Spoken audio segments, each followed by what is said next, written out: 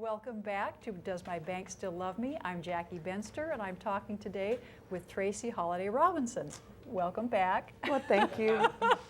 You must have been in a pageant at some point. That's a pageant wave. I'm the queen. Oh, The queen, okay. Well, when we left our last segment, we were talking about leaving the Central District because it was too expensive.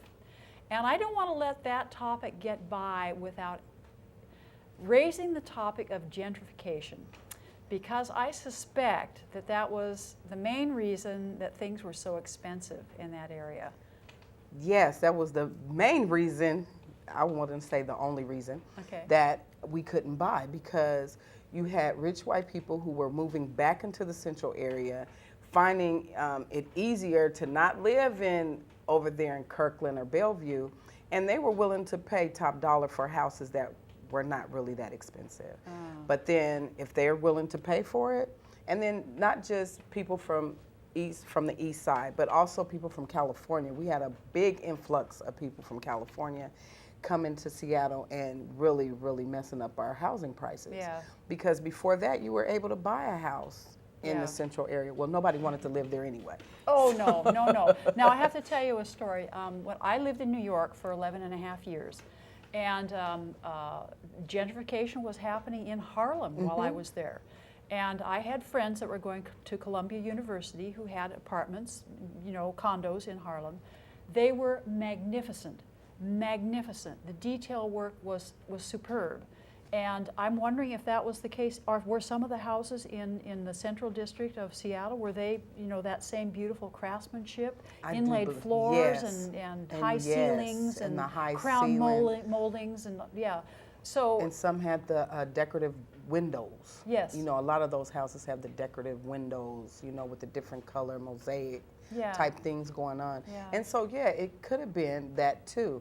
I have a coworker who grew up on 32nd Avenue, and the house was huge. He came from a big family. Well, they moved out, and I think they sold the house a couple of $100,000. The house was on the market just a few months ago for $1.6 million. Yikes. I mean, that outprices everybody. I mean, I don't know, no one that I know can afford a house for $1.6 million. Wow. So then, you start, and then the property taxes is how a lot of people lost their homes in the central area, because the property taxes kept going up and up. And I think right now in the central area, the property taxes are now like at $4,500 for the year. Wow. And when you think about that, that's a lot of money, especially when people were only paying like $1,000 a year for their property taxes. And a lot of people couldn't, even though their houses were all paid off, couldn't afford the property taxes, and then therefore lost their homes. Oh, ow. So there's a lot of those homes in the central area. That's a shame. I know a lot of families that happened to, and it's just really sad. Yeah. But, How did that feel? I mean, that was the area where you were raised. You were. Well, I was angry because I really, really wanted to raise my children. I wanted to be a homeowner. I grew up in a house in a CD. And for me, it was just awesome. For me and my siblings, there were 6 of us, and we grew up in a wonderful neighborhood where everybody took care of everybody, and people owned homes. So it was always a thing like, okay, you're gonna be a homeowner. But then the reality is that I can't buy a home here. And the home I grew up in, if it ever went on the market, I wouldn't be able to afford it. Yeah.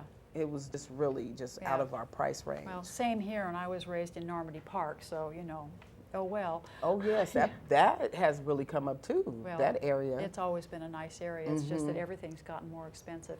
So you, as a result of looking at the various properties that were on the market in the Central District, you looked around and you thought, oh my goodness, they're so expensive, and you looked around again and you saw that the neighborhood, the makeup of the neighborhoods was changing, and that the property taxes were going up and up and up and up, and at that point you decided, well, okay, your husband was right and you had to look down south. We had to look down south. So what happened next? And so the first house we saw in South King County was the 57th house that we saw on the internet, and the 22nd house we looked at physically, and it was the last house that we ever looked at.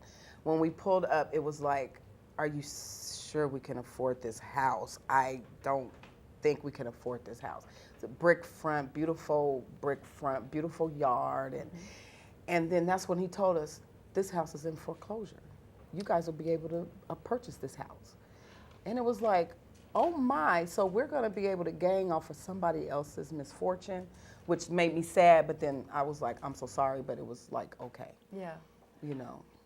So when you pulled up to this house and found out it was in foreclosure, did you start investigating, you know, what exactly that meant and what it would mean for you, and if it was going to be different than buying a regular, in the regular fashion? Well, what I knew at that time was the house was less than what it was worth. Okay. And so then it was like, ooh, we can afford this house. So that's how I looked at it, because I knew, you know, it was in foreclosure. That means the people lost the house, but what was left on the house was not what the house was worth. So that's how we were able to purchase that house for that amount. So basically your real estate agent led you there. Yes. And, you know, explained the situation that it had been foreclosed on. Did you, were you curious about who had owned it before? Well, he had told us some stuff. There was a lot of domestic violence in the home. And we only knew that because there were holes in the wall. There were holes in 3 of the walls, big holes. And he was like, yeah, it was a domestic violence situation, and she actually, you know, I guess they were going through a lot of things, and so she left. And when the wife left, then the husband couldn't pay for the mortgage anymore. And so it was a sad story, you know, and it's so funny, their son knocked on our door to talk to us about the house. Oh, wow. So he talked to my husband. I met him, and that was 7 years ago. I can't remember his name. But he talked to us about the house and, you know, how, oh, this was my room, and, you know, and it was like, oh, you know, and it made me feel like, oh, I was sad that, you know, this was your home and then you lost it. Yeah, yeah. Wrap it up. Yeah. So you had a lot of compassion for him. Yeah. And at the same time, the house was there. The house wanted an owner, basically, and needed a good, happy family to move in. And it sounds like that's what happened. So, well, we'll continue with this and find out a little bit more about how the purchasing of the house and how the moving in and how the saying goodbye to the old neighborhood felt. And we'll be back, so don't go away.